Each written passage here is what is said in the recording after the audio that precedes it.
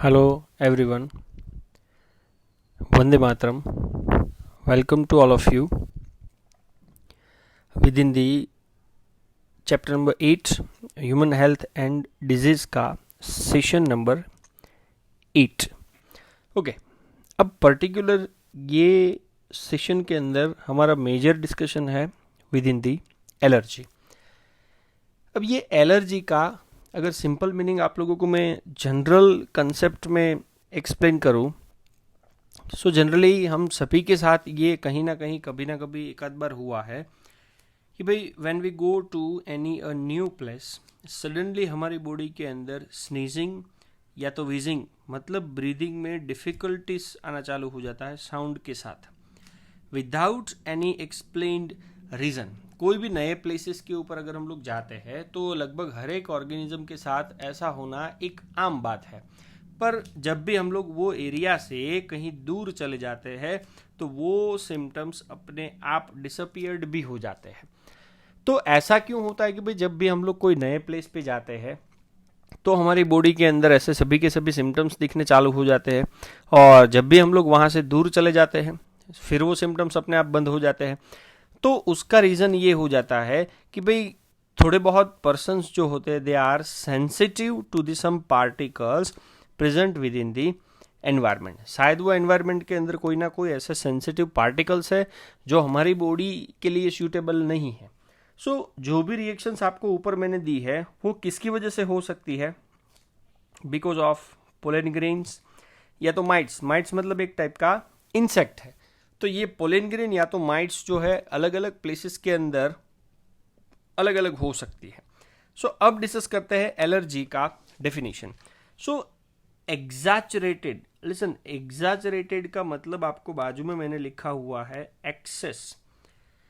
So excess response of immune system to the certain antigen present within the environment. कि भाई environment के अंदर जो भी एंटीजन प्रेजेंट होते हैं उसको हमारी इम्यून सिस्टम क्या करती है कि कभी कभार लिमिट से ज़्यादा एक्सेस अमाउंट में रिस्पॉन्स दे देती है. तो वो रिस्पॉन्स को बोला जाता है एलर्जी. एंड जो सब्सटेंस के अगेंस्ट में हमारी इम्यून सिस्टम ने रिस्पॉन्स दिया है वो सब्सटेंस को हम लोग क्या नाम देंगे? Is consider as a allergens. तो आज से याद रखना, आप लोगों को मैंने प्रीवियस लेक्चर के अंदर एंटीबॉडी का स्ट्रक्चर बताया था, और एंटीबॉडी के स्ट्रक्चर के बाद एंटीबॉडी के टाइप्स भी मैंने आपके साथ डिस्कस किए थे. इम्यूनोग्लोबुलिन जी, ए, एम, डी और ई. तो उसमें से पर्टिकुलरली बॉडी के अंदर एलर्जी क्रिएट करने वाला अगर कोई एंटीबॉडी हो तो वो एंटीबॉडी का नाम है इम्यूनोग्लोबुलिन ई. पहले भी एग्जांपल आपको मैंने बताया, फिर से एक बार वो पॉइंट आपको मैं रिपीट कर देता हूं कि भाई एलर्जेंस के नॉर्मल कौन कौन से एग्जांपल्स हो सकते हैं जिसकी वजह से हमारी बॉडी के अंदर एलर्जी क्रिएट होने के चांसेस ज़्यादा. तो कभी पोलेन आ सकता है, माइट्स आ सकता है, इवन एनिमल डेंडर मतलब एनिमल की बॉडी के अंदर दिखने वाले वाइट कलर के डैंड्रफ जैसे स्ट्रक्चर्स. इवन इसके अंदर आप कोई डस्ट पार्टिकल्स भी कंसिडर कर सकते हो. एंड साथ साथ में जब भी कोई पर्सन के अंदर एलर्जिक रिएक्शन दिखती है सो नंबर ऑफ सिम्टम्स कौन कौन से? स्नीजिंग, वाटरी आइज, आंखों से पानी निकलना, रनिंग नोज, नाक से पानी निकलना, and difficulty with in the breathing, कि भाई सांस लेने में तकलीफ होती रहती है. अब अगर ये एलर्जी, तो चलो हमें सिम्टम्स समझ में आ गया किसकी वजह से, मतलब कौन से पार्टिकल इसके लिए रिस्पॉन्सिबल है वो तो समझ में आ गया. पर अकॉर्डिंग टू द साइंस कहीं ना कहीं एलर्जी क्रिएट करने के लिए हमारी बॉडी के अंदर सीक्रेट होने वाले दो केमिकल्स, और वो दो केमिकल्स का नाम आपको स्क्रीन के ऊपर दिख रहा है. One is the histamine and another one is the serotonin. तो ये दोनों केमिकल सीक्रेट कौन करेगा? तो 11th के अंदर आपको मैंने एरियोलर टिश्यूज को डिस्कस किया था, और वो एरियोलर टिश्यूज के 3 सेल्स हुआ करते थे. एक फाइब्रोब्लास्ट था, दूसरा मैक्रोफेज था, एंड तीसरा जो सेल है वो सेल था मास्ट सेल. तो ये मास्ट सेल जो एरियोलर टिश्यू से बिलोंग करता है वो टिश्यूज में से सीक्रेट होने वाले हिस्टामाइन और सेरोटोनिन नाम के केमिकल्स एलर्जी क्रिएट करने के लिए रिस्पॉन्सिबल माने जाते हैं.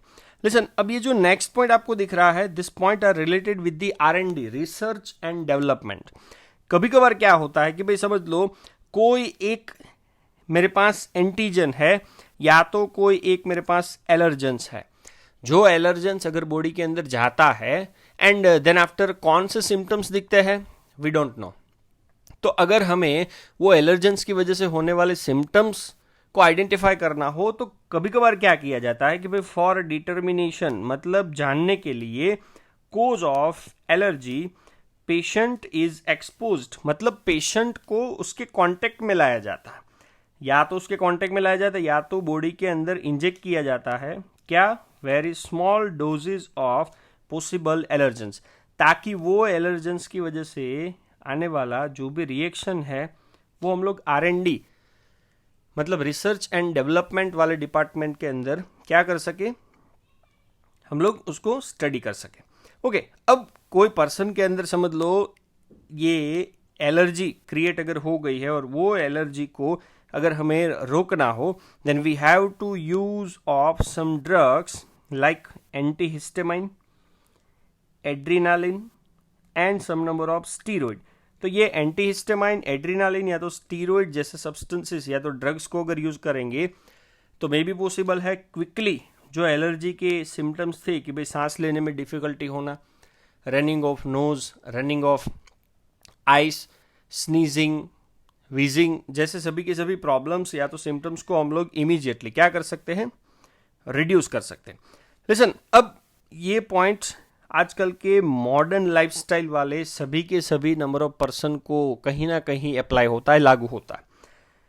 So because of the modern day lifestyle has resulted into the lowering of immunity. ये एकदम सही बात है, क्योंकि आजकल के जो भी चाइल्ड है या तो आजकल के आप छोटे बच्चों के जो भी हॉस्पिटल्स होते हैं वो देखो तो हर बार भरे के भरे आप लोगों को लगते रहते हैं।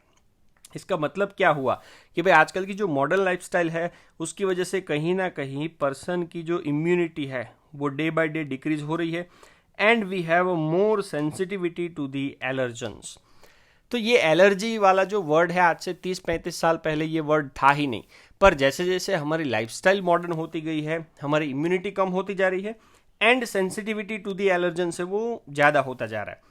मोर and more children in metro cities of India suffer from the allergy and asthma. तो ये अस्थमा और एलर्जी कहीं ना कहीं अगर आप कंसिडर करो तो both are related to the respiratory disease. तो ये एलर्जी या तो अस्थमा जैसे डिजीज इंडिया के अंदर ज़्यादातर मेट्रो सिटीज में चाइल्ड को होने के पीछे चांसेस क्या है, तो इसका एक रीज़न साइंस की ओर से दिया गया है कि भाई कहीं ना कहीं this could because of the protected environment provided in early life. आजकल क्या बोला जाता है कि भाई बच्चों को ज़्यादातर मिट्टी के साथ या तो धूल के साथ या तो कोई भी डस्ट पार्टिकल के साथ खेलने नहीं दिया जाता है जब उसका चाइल्डहुड पीरियड होता है तब। अब अगर बच्चे ने चाइल्डहुड पीरियड में वो डस्ट के साथ कभी खेला ही नहीं है, वो डस्ट कभी उसकी बॉडी में गई ही नहीं है, तो शायद बड़े होकर के वो डस्ट के अगेंस्ट में उसकी बॉडी इम्यूनिटी डेवलप नहीं कर पाती है। So this are the particular reason behind the lowering of immunity within the body. Okay, ये एलर्जी के बाद ये चैप्टर का मोस्ट इंपॉर्टेंट पॉइंट कि भाई हमारी बॉडी के अंदर इम्यून सिस्टम कौन क्रिएट करता है। सो इम्यून सिस्टम के अगर कंपोजिशन देखो आप लोग तो भाई एक तो लिम्फोइड ऑर्गन्स होंगे, टिश्यूज, सेल्स एंड उसके साथ सोल्यूबल मॉलिक्यूल्स जो एकदम डिजॉल्व कंडीशन में होंगे, लाइक दैट एंटीबॉडीज। अब हमारी बॉडी के अंदर जो इम्यून सिस्टम अवेलेबल है वो इम्यून सिस्टम का अगर आप मेन रोल देखोगे तो मेन रोल मैंने वो 3 अलग अलग टाइप में आप लोगों को स्क्रीन के ऊपर दिखाया हुआ। So immune system is unique in the sense because they behave as a 3R। कौन कौन से 3R? तो नंबर 1, फॉरेन एंटीजन को पहले वो रिकॉग्नाइज करेगा, मतलब उसको डिटेक्ट करेगा, आइडेंटिफाई करेगा। रिकॉग्नाइज करने के बाद उसको प्रॉपर वे में रिस्पॉन्स देगा एंड रिस्पॉन्स देने के बाद उसको अगर वो एक बार उसके साथ कांटेक्ट में आ गया है तो उसको मेमोरी बेस्ड कैरेक्टर के हिसाब से रिमेंबर करने की जो रिस्पॉन्सिबिलिटी है वो भी कहीं ना कहीं इम्यून सिस्टम की ही होगी। सो ये तीनों को अगर आप जोड़ दो तो क्या बनेगा, 3R। सो इम्यून सिस्टम का मोस्ट इंपॉर्टेंट फंक्शंस हो गया 3R। पहले रिकॉग्निशन करना, फिर रिस्पॉन्स देना एंड देन उसको मेमोराइज करना। दूसरी अगर फंक्शंस आप इम्यून सिस्टम के देखो तो number 1 is the also play a most important role in allergic reaction. Number 2 autoimmune disease। Last lecture में हमने डिस्कस किया था कि भाई जब भी बॉडी के ऊपर बॉडी के खुद के सेल्स अगर अटैक करते हैं तो वो ऑटोइम्यून डिजीज होगा। And number 3 cell mediated immunity का एक पॉइंट आपको याद हो तो ऑर्गन जब एक पर्सन की बॉडी से दूसरे पर्सन की बॉडी के अंदर डाला जाता है तो उस टाइम पे जो भी रिजेक्शन होते हैं वो रिजेक्शन ये इम्यूनिटी के थ्रू ही दिए जाते हैं। ओके, सो अब इम्यूनिटी से रिलेटेड लिम्फोइड ऑर्गन का डिस्कशन करना है। सो लिम्फोइड ऑर्गन मतलब कौन से ऑर्गन, तो ऐसे ऑर्गन जिनका ओरिजिनेशन मतलब उनका जनरेशन कहाँ पे वो बनते हैं, उनका डेवलपमेंट मतलब उनका मैच्योरेशन एंड उनका प्रोलिफरेशन। तो भाई ऐसे ऑर्गन जहाँ पे ओरिजिन, डेवलपमेंट एंड प्रोलिफरेशन मतलब डिवीजन होता हो किसका, लिम्फोसाइट का। सो लिम्फोइड ऑर्गन मतलब ऐसे ऑर्गन जहाँ पे लिम्फोसाइट का origin, development as well as proliferation होता हो उसे बोला जाता है लिम्फोइड ऑर्गन। लिम्फोइड ऑर्गन दो टाइप्स के होंगे। सबसे पहला टाइप आपको मैंने यहाँ पे दिखाया हुआ है प्राइमरी लिम्फोइड ऑर्गन के दो एग्जाम्पल है, bone marrow and thymus. Listen, ये प्राइमरी लिम्फोइड ऑर्गन का मेन रोल क्या है, तो ये रोल आप लोगों को ये पॉइंट के अंदर क्लियर कट दिखेगा कि भाई जब भी लिम्फोसाइट बनते हैं ना तो वो पहले इमैच्योर होते, मतलब पूरे के पूरे मैच्योर नहीं होते। सो इमैच्योर लिम्फोसाइट को डिफ्रेंशिएट करना मतलब हम लोग बोल सकते हैं उसे मॉडिफाई किया जाता है ताकि वो किसको सेंस कर सके, एंटीजन को, मतलब उसको इमेच्योर है उसमें से ऐसा बनाया जाता है ताकि वो एंटीजन को क्लियरली आइडेंटिफाई कर सके, उसको सेंस कर सके। चलो, अब ये लिम्फोसाइट इमेच्योर से मैच्योर हो गया। So after maturation lymphocyte migrate का मतलब होगा they move towards the secondary lymphoid organ. तो बोन मैरो और थाइमस के अंदर मेन फंक्शंस एक ही था कि भाई उसका इमेच्योरेशन से मैच्योरेशन हो जाए। चलो अब चलते हैं सेकेंडरी लिम्फोइड ऑर्गन की ओर। तो सेकेंडरी लिम्फोइड ऑर्गन की एग्जांपल मैं आप लोगों को पहले दिखा देता हूँ। स्प्लीन लार्जेस्ट लिम्फोइड ऑर्गन है, कहाँ पे लोकेटेड होगा, बिलो द रिबकेज मतलब रिबकेज के नीचे और स्टमक के ऊपर। So we can say that ribcage और स्टमक दोनों के बीच में ये लिम्फोइड ऑर्गन स्प्लीन प्रेजेंट होगा। Number 2 is the lymph node. Number 3 is the tonsil. Number 4 is the Peyer's patches of small intestine. And number 5 is the appendix. तो ये 5 example आपको याद रखने हैं and this is the example of secondary lymphoid organ.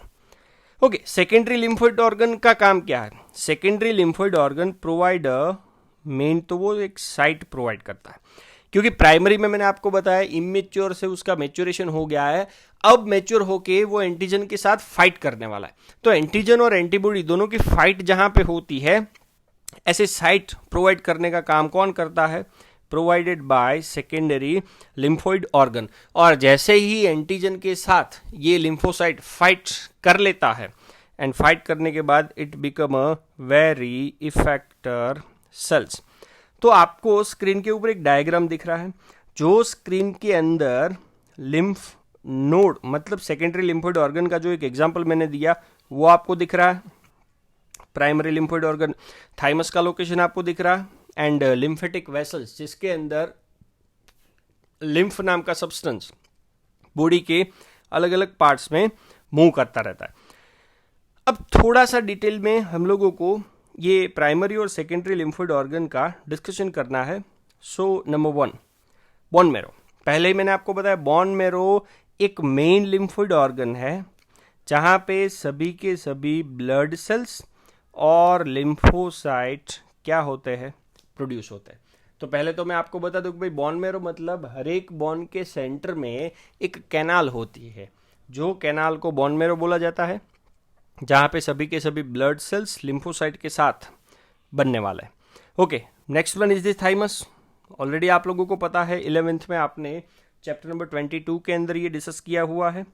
एक lobe मतलब division वाला organ है। कहाँ पे लोकेटेड होगा? Near the heart and beneath the breast bone. Listen, आपको ये फैक्ट पता है कि भाई thymus at the time of birth थोड़ा सा लार्ज साइज वाला होता है, पर जैसे जैसे एज बढ़ती जाती है वैसे वैसे उसकी साइज क्या होती रहती है? रिड्यूस होती रहती है। And at the time of puberty size reduce होकर के बहुत ही स्मॉलर साइज की हो जाती है।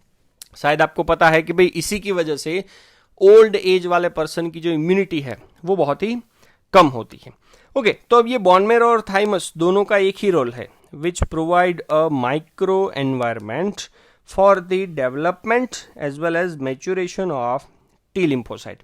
और पहले ही मैंने आपको बताया कि भाई बोन मैरो हो या थाइमस हो, both are primary lymphoid organ. दोनों का एक ही रोल है कि भाई जो भी लिम्फोसाइट इमेच्योर था उसको मैच्योरेशन करना, ताकि वो एंटीजन को आइडेंटिफाई कर सके एंड देन लेटर ऑन उसके साथ फाइट कर सके।